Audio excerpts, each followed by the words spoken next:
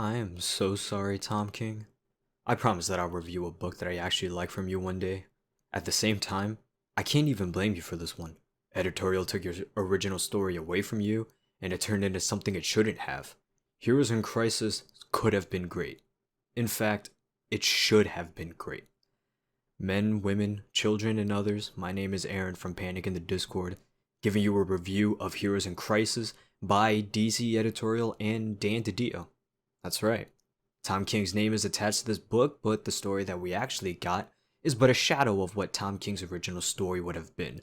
Fair warning, there is going to be spoilers for Heroes in Crisis if you had not already read this series or just don't care about it. Welcome to the discussion.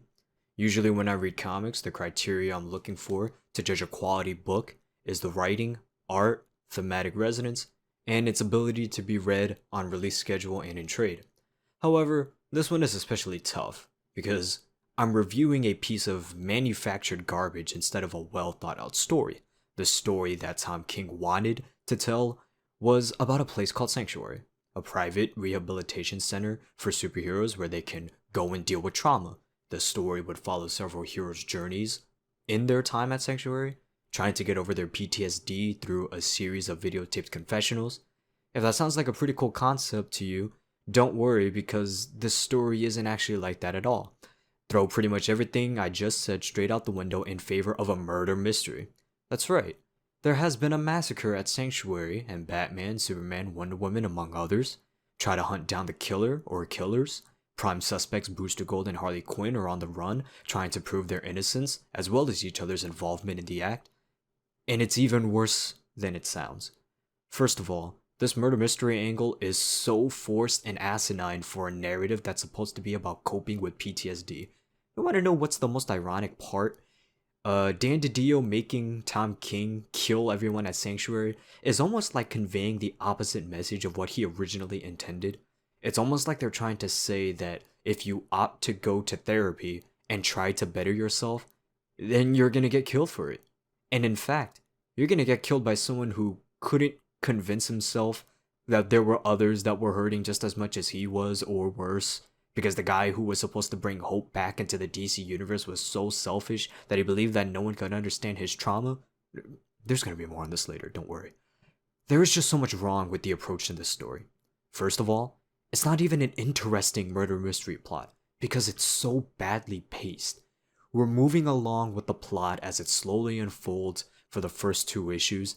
Then we get a filler issue describing what life at Sanctuary is like, how certain heroes elect to deal with their trauma, the means in which it happens, etc., etc.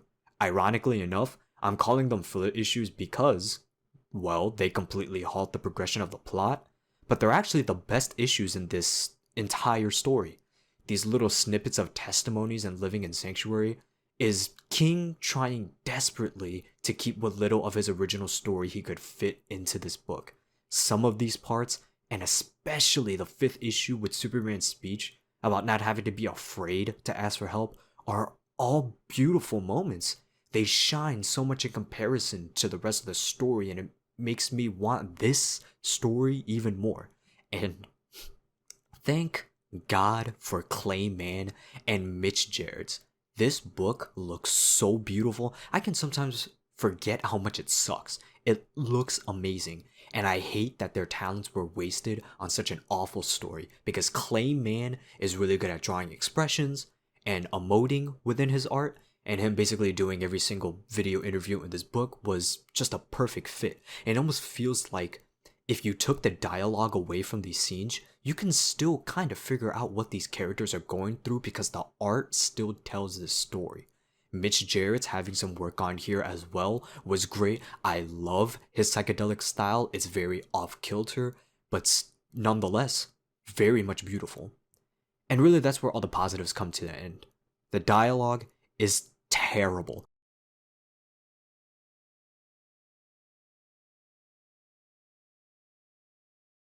This shit right here, I don't think I've cringed harder in my life. Character motivations are all over the place. Can we talk about how they massacred my boy Wally West?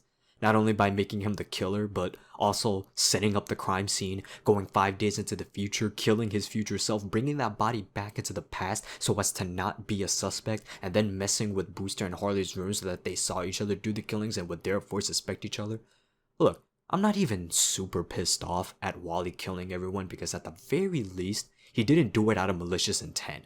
But setting up a crime scene is just going way too far. This guy was the linchpin for bringing back hope into the DC universe.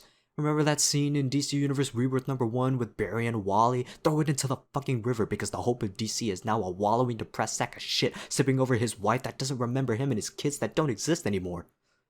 Okay, admittedly, I'm being a little bit unfair. I understand that going through that is definitely traumatic. But why do it to Wally West? Rebirth took off because of him. And this book unceremoniously kills the entirety of DC Rebirth. I read the story and I could fucking smell Dan DiDio's crusty ass fingers hovering all over Tom King's script. And it's times like these where I'm glad he's now out of the company. I really hope DC sent you on your way with a sack of monkey shit waiting at your door because poor Wally didn't do anything to deserve this.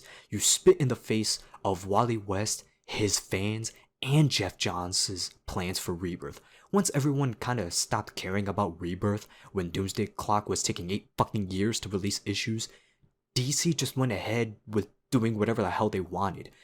And I'm not going to blame this story specifically for killing DC Rebirth, but it does play its part in doing so in its betrayal of everything that was the conceit of Rebirth. And it doesn't even stop at Wally. For some reason, this story makes Harley Quinn the most competent character ever.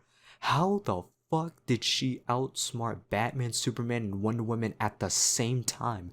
And how the fuck is she hurting Booster Gold when his armor is from the fucking... Superman lets Lois release all of those video interviews onto the internet. Wonder Woman vandalizes property. Batgirl teams up with Harley Quinn instead of Batman. Like I said before, whatever is left of Tom King's original story is truly unironically great. The theme about you shouldn't be afraid to ask for help and that it makes you stronger instead of weaker is a beautiful message.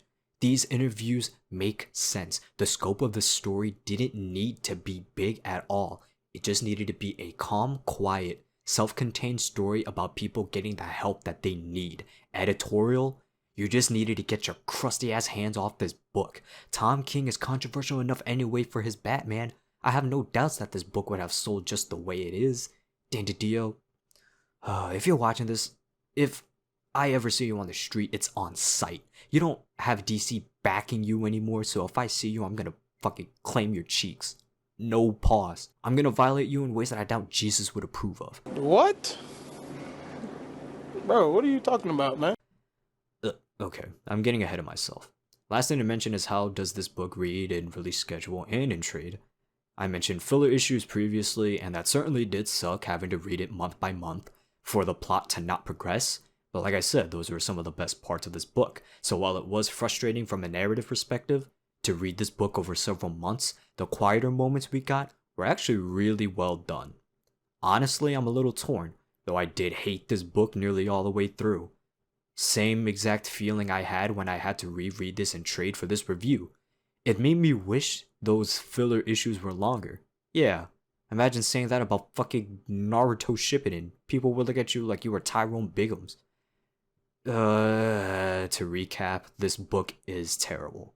This page perfectly sums up my feelings about this book. What we need to do is start a hashtag called #ReleaseTheKingCut. I need to read Tom King's original story right now. I know it's almost been a full year since the story has ended, but that never stopped the Release the Snyder Cole, am I right? I hope no one heard that, cause if they did, we gon' be in some trouble. Ah, damn it. I bet a Snyder cultist watching this is probably gonna go all Bernard Pipes prison style on me, but fuck it. I said what I said. You guys are among the many cancers of the internet, but I've been talking too damn much. I want to know what you guys thought about Heroes in Crisis. Did you love it? I hope not. Hate it? I hope so. Leave a comment down below and let's have a civilized discussion. Also, let me know what you want me to talk about next. Follow myself and the crew on all our social media. Links will be in the description below. Like the video, share it, subscribe to the channel, and ring that bell for more. Once again, this is Aaron from Panic in the Discord, and have an amazing rest of your day.